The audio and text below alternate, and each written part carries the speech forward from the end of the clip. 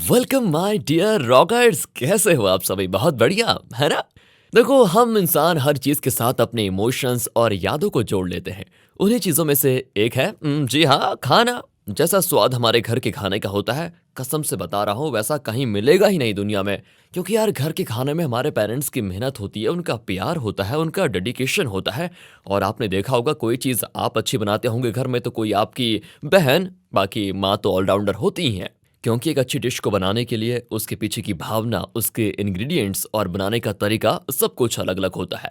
इस मूवी में वही तो दिखाया गया है कि कैसे एक राजा के खाने छोड़ने के साथ उसका मेन शेफ अपने हाथ काट लेता है। असल में जापान ने जब कोरिया पे कब्जा किया, तो उस राजा ने खाने से इनकार कर दिया और उसके खास शेफ को मंजूर नहीं था कि वो जापानीज के लिए कोई डिश बनाए।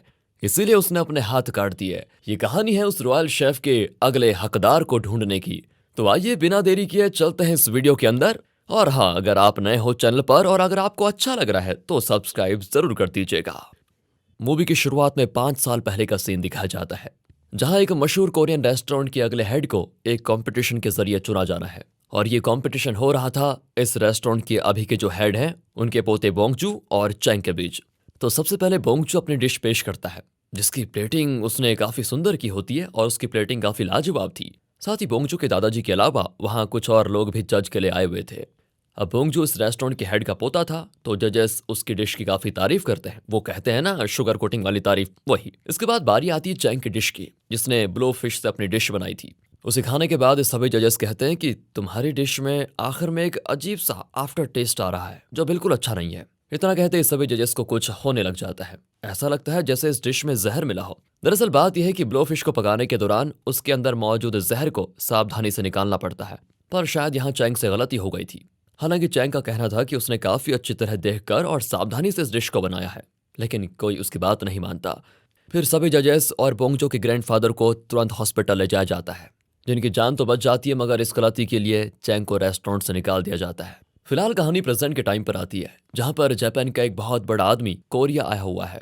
असल में 1926 में जब जापानीज ने कोरिया पर हमला करके उसे कोलोनाइज किया था, तो उस वक्त के राजा ने इस दुख की वजह से खाना ही छोड़ दिया।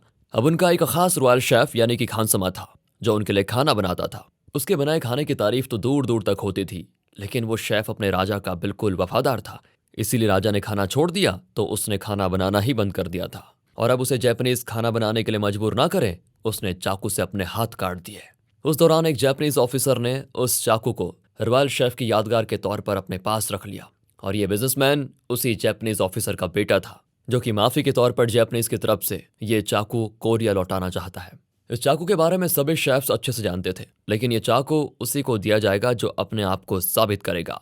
इसीलिए उस रॉयल शेफ के चाकू के असली हकदार को ढूंढने के लिए एक कंपटीशन का ऐलान किया जाता है।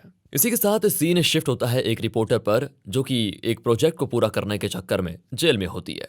फिर उसे उसका बॉस वहां से बाहर निकालता है। ये प्रोजेक्ट असल में गैम्बलिंग से रिलेटेड था, तो उसी में किम भी पकड़ी गई थी। फिलहाल उसने इस रिपोर्टिंग प्रोजेक्ट को पूरा किया था, तो उसका बॉस उसको चैंग के घर पार्टी के लिए लेकर जाता है, जो कि सब्जियों का बिजनेस करता है। किम का बॉस जानता था कि चैंग काफी अच्छा खाना बनाता है, इसलिए वो किम को लेकर यहाँ पर आया था। चैंग को जब उस मशहूर रेस्टोरेंट से निकाला गया था, तब से वो यहाँ पर अपने ग्रैंडफादर के साथ रह रहा है। उसके पास एक गाय भी है, जिसे वो अपनी बहन की तरह मानता है। माता क्यों नहीं, गाय माता, खैर छोड़िए। चैंग के दादाजी को डिमेंशिया यानी कि भूलने की बीमारी होती है, इसलिए उनका चैंग को खास ख्याल रखना पड़ता है। यहाँ आते ही किम चैंग के दादाजी को अचानक से देख काफी डर जाती है, लेकिन जब चैंग आकर उसको अपना हाथ का खाना बनाकर खिलाता है, तो बस वो खाने के टेस्ट से इम्प्रेस हो जाती है। धीरे धीरे उसकी चैंग से अच्छी दोस्ती भी हो गई थी। अब किम को उस नाइफ वाली कुकिंग कंपटीशन के बारे में पता चलता है, तो वो चैंग को उस फॉर्म पर साइन करने के लिए और इसमें हिस्सा लेने के लिए कहती है, मगर चैंग मना कर देता है। किम के बॉस ने किम को वो ब्लोफिश वाली बात भी बताई थी जो चैंग के साथ घटी थी, स्टार्टिंग में आपने देखा होगा अभी। तो किम पहले से जानती है कि चैंग उसी वजह से मना कर रहा है। वो कहती, देखो मैं तब तक यहाँ से नहीं जाऊंगी जब तक तुम उस फॉर्म पर साइन नहीं कर देते। किम साथ ही उसके साथ सब्जी की दुकान पर भी जाती है, जहाँ वो देखती है कि सभी मिडिल एज लेडीज के बीच वो काफी पॉपुलर है। परेशान होकर किम वहां से चली जाती है। तभी एक और लेडी चैंग को अपनी सन इन लॉ बताते हुए वहां आती है। चैंग भी उन्हें मजाक में मदर इन लॉ बोल देता है। दरअसल वो चाहती थी कि चैंग उसकी बेटी से शादी करे। चैंग कहता है कि आपकी बेटी न जाने कहाँ बिजी रहती है, कभी उससे मिलवाइए तो मैं जरूर इस बारे में सोचूंगा। आगे चैंग किम के साथ एक छोटे से होटल में खाना खाने जाता है, तो वहां उसे उसका दोस्त डोनाल्ड मिलता है, जो कि बोंजो के होटल में उसके साथ काम करता था। डोनाल्ड बताता है कि पता है, तुम्हारे जाने के बाद वो बोंजो मुझे काफी परेशान किया करता था। इसलिए मैंने उसका काम छोड़ दिया और उसी वक्त मैं एक लड़की से मिला, जो अब मेरी बीवी है। मैं खेती करके बहुत खुश हूँ अब। वो चैंग से कहता है कि तुम तो यार काफी अच्छा खाना बनाते थे, तुमने कोई स्टार्टअप करने के बारे में क्यों नहीं सोचा? चैंग इस पर कोई जवाब नहीं देता। अब यहाँ चैंग की काबिलियत के बारे में डोनाल्ड से किम को और जानने को मिलता है। अब चैंग जब अपनी गाड़ी को स्टार्ट करने वाला होता है तभी वहां पर हैन नाम का एक आदमी आता है। वो चैंग से कहता है, क्या तुम अपनी गाड़ी से ये सब्जियों की डिलीवरी मेरे बताए पते पर कर दोगे? असल में हैन बोंजो का ही असिस्टेंट था, यानी कि डिलीवरी लेकर चैंग को उसी के रेस्टोरेंट में जाना था जहां से उसे 5 साल पहले निकाल दिया गया था ब्लोफिश वाले चक्कर में। वहां पहुंचकर चैंग को वो पल याद आता है जब बोंजो के फादर उसको यहाँ लेकर आए थे। तब चैंग ने पहली बार सभी को अपनी कुकिंग स्किल से हैरान कर दिया था। उसी वक्त से बोंजो चैंग से सख्त नफरत करने के साथ उससे जलने भी लगा था। हालांकि अभी बोंजो ने डिलीवरी करने के बहाने चैंग को यहाँ पर बुलाया था क्योंकि उसने रॉयल नाइफ को जीतने वाले कंपटीशन में हिस्सा लिया था और वो चाहता है कि अब चैंग उसके लिए ये काम करे और यहाँ वापस आ जाए। बोंजो भी कहता है कि ज्यादा ना सोचो, मैं तुम्हें मौका दे रहा हूँ और यही तो तुम्हारा सपना था ना। चैंग जवाब देता है कि मेरा सपना बेस्ट शेफ बनने का था, ना कि तुम्हारे अंडर काम करने का। बोंजो उसको कहता है कि अच्छा, तो फिर लोगों को जहर देकर अपना सपना पूरा करोगे? चैंग गुस्से में कहता है कि देखो, मैंने वो जानबूझकर नहीं किया था, समझे? और अब तक तो मैं इस कंपटीशन में हिस्सा नहीं लेना चाहता था, पर अब लूंगा और तुम्हें गलत साबित करके दिखाऊंगा। इसके बाद वो जल्दी से फॉर्म पर साइन कर देता है और किम की खुशी का ठिकाना नहीं होता। अब चैंग को पता चलता है कि उसके ग्रैंडफादर पुलिस स्टेशन में है, जो कि पुलिस वाले के बाल पकड़कर उससे बोल रहे होते हैं, मुझे अरेस्ट कर लो। चैंग किसी तरह उनको छुड़ाता है और फिर पुलिस वालों से माफी मांगकर घर ले आ जाता है उन्हें। फिर अगली सुबह चैंग निकलता है कंपटीशन में हिस्सा लेने, जिसके बारे में जब डोनाल्ड को पता चलता है तो वो चैंग का साथ देने के लिए अपने ही घर से भाग जाता है, क्योंकि उसकी बीवी नहीं चाहती थी कि डोनाल्ड घर का काम उसके भरोसे छोड़कर जाए। तो बस अब होता है कंपटीशन शुरू, जहाँ की कवरेज करने के लिए वहाँ किम भी मौजूद होती है। और यहाँ हम देखते हैं कि वो सभी जज आए होते हैं जो 5 साल पहले बोंजो के रेस्टोरेंट में आए थे। वो सारे जज जाहिर है बोंजो को सपोर्ट करने वाले थे, मगर जब वो वहाँ चैंग को देखते हैं तो उससे कहते हैं कि उस दिन के बाद तुम्हारी आखिर हिम्मत हुई कैसे इस कंपटीशन में हिस्सा लेने की? चैंग भी कह देता है कि मैं नई शुरुआत करना चाहता हूँ। और इस तरह होता है कंपटीशन शुरू, जिसमें बोंजो की डिश के सभी जजेस बहुत तारीफ करते हैं और इसमें कई लोग सिलेक्ट होते हैं, जिसमें चैंग भी था। बाहर निकलकर डोनाल्ड देखता है कि हैन चैंग के टायर की हवा निकाल रहा है। अब उसे जब डोनाल्ड पकड़ने जाता है तो हैंग वहां से भाग जाता है, पर जब हैन पीछे देखता है तो उसे पता चलता है कि डोनाल्ड को तो वो जानता है। दोनों ही एक दूसरे को पहचान कर गले मिलते हैं। दरअसल ये दोनों मिलिट्री ट्रेनिंग के दौरान साथ में थे। इसी बीच आने वाले दिनों में कई सारे राउंड्स होते हैं, जिसमें सभी में बोंजो और चैंग आगे बढ़ते जा रहे होते हैं। जिसके बाद रात को चैंग अपने ग्रैंडफादर के लिए हियरिंग बनाता है।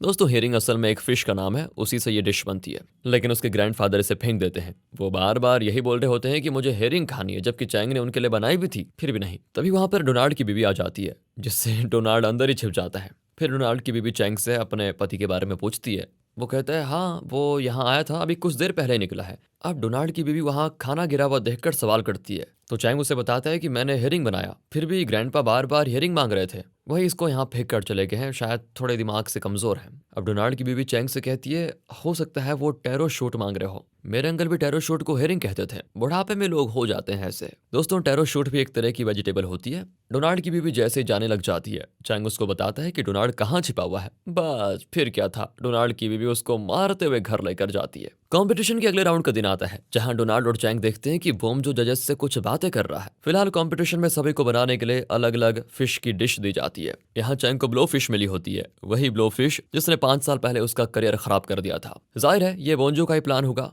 बोंजो चैंग से कहता है कि अभी भी वक्त है, पीछे हट जाओ और मेरे रेस्टोरेंट के किचन में काम करो, तुम्हें अच्छी सैलरी भी दूंगा। यहाँ फ्लैशबैक के जरिए दिखाया जाता है कि बोंजो के दादाजी ने उससे कहा था कि तुम्हें इस रेस्टोरेंट का अगर हेड बनना है तो ये कंपटीशन जीतना होगा। अब उसने शॉर्टकट अपनाने का सोचा। असल में बोंजो ने डस्टबिन से फिश का जहरीला हिस्सा निकाल कर मिला दिया था, जिस कारण बेचारे चैंग को वो सब सहना पड़ा और बोंजो वहां का हेड बन गया। जब चैंग डिश लेकर आता है तो पिछले तजुर्बे के बाद तो सभी जजेस उसकी डिश को टेस्ट भी नहीं करना चाहते, पर चैंग को कंपटीशन से बाहर करने के लिए किसी ना किसी को तो डिश टेस्ट करनी थी। कोई तैयार नहीं होता क्योंकि जान का खतरा था। अब ये देखकर किम खुद सामने आती है और उसकी बनाई ब्लोफिश टेस्ट करती है। यहाँ वो पहले तो नाटक करती है कि इसमें जहर है, पर कुछ नहीं होता। अब उसको देखकर सभी चैंग की डिश को टेस्ट करते हैं और ना चाहते हुए भी चैंग को सबसे ज्यादा पॉइंट्स जजेस को देने ही पड़ते हैं। अगले राउंड में बोंजो और चैंग के अलावा 2 और लोग होते हैं और इन चारों के बीच होता है अगला राउंड चारकोल, जिसमें चारकोल से खाना बनाना था। फिर बेस्ट चारकोल की तलाश में सभी लग जाते हैं। इस पॉइंट पर चैंग को अपने एक दोस्त एडम का पता चलता है कि सबसे अच्छा चारकोल जैकी नाम का एक बंदा बनाता है। पर प्रॉब्लम ये थी कि जैकी इस वक्त जेल में है और उसे मौत की सजा हुई है क्योंकि उसने अपने पिता की जान ले ली थी। इसी बीच सेकंड आने की वजह से बोंजो के बिजनेस पर पड़ता है फर्क, तो उसे कुछ भी करके अब चैंग से आगे आने से रोकना होगा। अब चैंग एडम के साथ जैकी से मिलने जाता है जेल में और उससे उसके चारकोल का राज पूछता है, जिस पर वो उन्हें कुछ बताता ही नहीं। अब यहाँ बोंजो भी जैकी से ये राज पूछने के लिए पहुंच चुका होता है। वो जेल में एक परफॉर्मेंस करवाता है और जैकी को लालच भी देता है, पर जैकी तो बौखला कर बोंजो की नाक काट देता है और इस कारण जैकी को काल कोठरी में डाल दिया जाता है। यहाँ चैंग देखता है कि जैकी की माँ आई हुई है, पर उनसे जैकी मिलता ही नहीं। वह हर रोज इस उम्मीद में आती है मगर जैकी उनसे कभी मिला ही नहीं। चैंग उनसे इस बारे में बात करता है तो पता चलता है कि जैकी की माँ के पहले पति की मौत बहुत जल्दी हो गई थी और फिर जैकी को पालने के लिए पैसों की सख्त जरूरत थी, तो उन्होंने दूसरी शादी कर ली। मगर अपने दूसरे पति की इच्छा के अनुसार उन्होंने जैकी को उसकी दादी के पास छोड़ दिया। फिर भी जैकी रोज अपनी माँ से मिलने आता था। वो तो उनसे नहीं मिलती, पर वो अपने बेटे के लिए स्वीट पोटैटो रख कर जाती। एक दिन तो जैकी को उसके सौतेले पिता ने देख लिया और काफी मारा भी, जिस दौरान उसकी माँ चाहकर भी कुछ नहीं कर पाई। तब भी मार खाने के बावजूद जैकी अगले दिन वहां पर आया तो उसकी माँ उसके लिए आखिरी स्वीट पोटैटो रख कर जा चुकी थी। अपनी माँ को खोने का गम वो बर्दाश्त नहीं कर पाया और वो पहाड़ों पर चला गया। वहीं उसने सबसे अच्छी क्वालिटी का चारकोल बनाना सीखा। फिर जब वो बड़ा हो गया तो उसने जो चारकोल बनाया था वो उसे अपनी माँ को दिखाने की इच्छा हुई। पर जब वो उनके पास गया, उनके दूसरे घर में, तो वहां उसने देखा कि उसका सौतेला बाप उसकी माँ को मार रहा है और ये चीज उससे सही नहीं गई और फिर उसने अपने सौतेले पिता की जान ले ली। तब से अब तक उसने अपनी माँ को माफ नहीं किया। अब ये जानकर चैंग जैकी के लिए स्वीट पोटैटो भेजता है, जिससे जब जैकी देखता है तो उसे अपनी माँ की याद आ जाती है। काफी रोता है बेचारा। उसे खाते हुए और इस चीज से खुश होकर वो चैंग को अपने चारकोल का राज बताने के लिए हो जाता है तैयार, जिसे वो एक खास पेड़ की लकड़ी से बनाया करता था। फिर एडम, चैंग और डोनाल्ड मिलकर इस चारकोल को बनाने में लग जाते हैं, जिसे वो रात तक बड़ी मेहनत से बना भी लेते हैं। अब इस चारकोल को लेने के लिए बोंजो अपने आदमियों को भेजता है। वो एडम और डोनाल्ड को पीटकर इस चारकोल को लेके जाते हैं और ये बात जब चैंग को पता चलती है तो वो काफी गुस्सा होता है, पर वो कुछ कर भी नहीं सकता था। अगले राउंड में इसी वजह से चैंग के पॉइंट्स कम हो जाते हैं और चारकोल की वजह से बोंजो जीत जाता है। यानी कि अगले राउंड में कुछ भी करके चैंग को उसे हराना ही होगा, नहीं तो वो फाइनल में पहुंच नहीं पाएगा। अब अगला राउंड होता है मीट बनाने का, तो चैंग अपने दोस्तों के साथ निकल पड़ता है शिकार को देखने के लिए, पर उसे कुछ भी पसंद नहीं आता। अब एडम की समझ में नहीं आ रहा था कि आखिर चैंग किसे ढूंढ रहा है, किस तरह के जानवर को ढूंढ रहा है। तभी वो चैंग की पालतू काऊ को देखता है और कहता है, अरे ये रहा सबसे बढ़िया जानवर, ये है ना सबसे अच्छी और तंदुरुस्त गाय। डोनाल्ड कहता है कि यार तो पागल हो गया है क्या, इसे चैंग ने बचपन से अपनी बहन की तरह पाला है। जब चैंग को रेस्टोरेंट से निकाला गया था तब से यही है जिसने उसको हौसला दिया है। इसने तो चैंग को एक जगह डूबने से भी बचाया, तब से ये उसी के पास है और तो इसको मारने की बात कर रहा है। अब रात में बहुत तेज बारिश हो रही होती है, जिसको देखकर चैंग के दादा ये कहते हैं, ऐसी तेज बारिश में समुद्र में गई भी बोट वापस नहीं आती, इसीलिए ऐसी बारिश की रातों में लोग किसी अपने खास को अलविदा कह देते हैं। उनका इशारा चैंग समझ गया था। अब देखो दोस्तों, आप मुझे गाली मत देना क्योंकि ये वही करने वाला है जो आप सोच रहे हो। मतलब हमारे लिए तो ये बहुत बुरी बात है, सच में we can't accept it, but ये बाहर की मूवी है तो उनके लिए नॉर्मल बात है। अगले दिन वो अपनी काऊ को स्लॉटर हाउस लेकर जाता है। जब उसे काटने के लिए एक पतले रास्ते से भेजा जा रहा था तो उस वक्त चैंग उसको देखकर काफी रोता है, यहाँ तक कि उसकी काऊ एक बार पीछे मुड़कर भी देखती है। ओहो, इस पॉइंट पर किम उसको संभालती है। खैर दोस्तों, ये सीन बहुत ही इमोशनल है सच में। चैंग अपने काऊ के मरने के बाद अपने मन में प्रॉमिस करता है कि मैं तुम्हारी कुर्बानी खाली नहीं जाने दूंगा। इस राउंड के 2 हिस्से होते हैं, पहले में मीट को अलग करना था और दूसरा था टेस्टिंग। पहले राउंड का इंस्पेक्शन करने के लिए एक टीम आई होती है, जो कि बोंजो की काऊ के रिप्स को देखकर बताते हैं कि इसमें तो हेमरेज हुआ है, मतलब कि काऊ बहुत ही कोमल जानवर है। जरूर बोंजो ने उसे मारने से पहले उसको काफी टॉर्चर किया होगा, यही वजह थी हेमरेज की, और इस वजह से चैंग जीत जाता है। आगे विनर का फैसला फाइनल राउंड के जरिए होगा।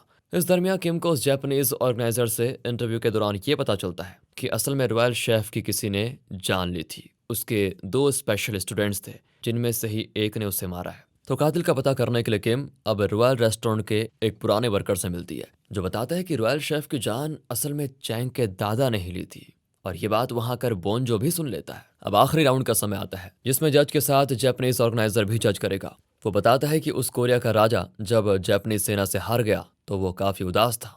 तब उसके रॉयल शेफ ने उसके लिए एक ऐसा सूप बनाया जिसको पीने के बाद राजा की आंखों में आंसू आ गए। तो अगला राउंड उसी सूप को बनाने का होगा। दरअसल रॉयल शेफ ने मौत से पहले अपनी जगह लेने के लिए किसी और को चुन लिया था।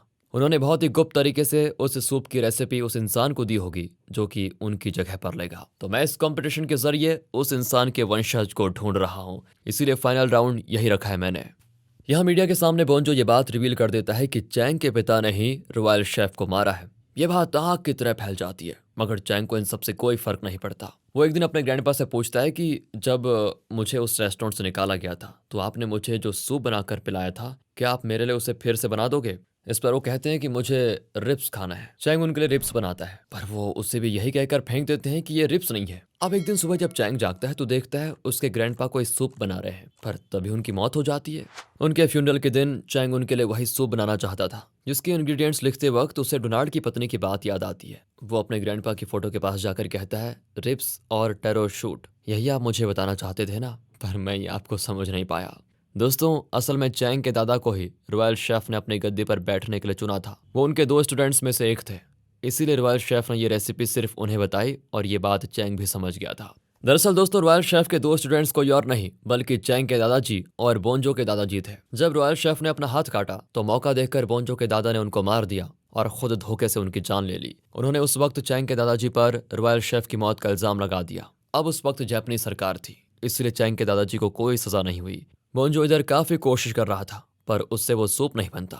तभी उसको अपने होटल के सीक्रेट दरवाजे में एक डॉक्यूमेंट मिलता है, जो कि रॉयल शेफ का एक लेटर था। उसमें लिखा हुआ था कि कोरियन फूड में जापानीज फ्लेवर ही बेस्ट कॉम्बिनेशन होता है। अब इस लाइन को समझकर बोंजो एक सूप कंपटीशन में तैयार करता है, जो कि जापानीज ऑर्गेनाइजर को काफी पसंद आता है। उसका टेस्ट बुरा तो नहीं था, पर जो वो ढूंढ रहा था वो स्वाद इसमें नहीं था। फिर बारी आती चैंग की, जिसने टेरो शूट इंग्रेडिएंट के तौर पर इस्तेमाल किया और रिब सूप बनाया था, जिसको टेस्ट करते ही उस जापानीज ऑर्गेनाइजर की आंखों में पानी आ जाता है। उसे अपना जवाब मिल गया था कि आखिर उस वक्त राजा इस सूप को पीकर क्यों रोए होंगे। बस अब चैंग इस तरह इस कंपटीशन को जीत जाता है और उसे रॉयल शेफ की रॉयल नाइफ दी जाती है। उसे जो सम्मान बचपन से मिलना चाहिए था, उसे अपनी काबिलियत के हिसाब से अब मिला। मूवी के आखिर सीन में चैंग से वही लेडी मिलती है जो कि अपनी बेटी की शादी उससे कराना चाहती थी। यहाँ उसकी बेटी और ये बहुत बढ़िया ट्विस्ट है, उसकी बेटी कोई और नहीं बल्कि किम ही निकलती है। अब किम और चैंग एक दूसरे को पहले से पसंद तो करते थे, तो शादी करने में देरी किस बात की। और इसी हैप्पी एंडिंग के साथ दोस्तों ये मूवी होती है खत्म। मिलते हैं अगली वीडियो में, ध्यान रखिए अपना, क्योंकि सबसे जरूरी आजकल वही है। और हाँ, मैं तो बोलना ही भूल गया, अगर आपको ये वीडियो अच्छी लगी हो, एक्सप्लेनेशन अच्छा लगा हो, लाइक कीजिए, चैनल को subscribe, because we love you, and finally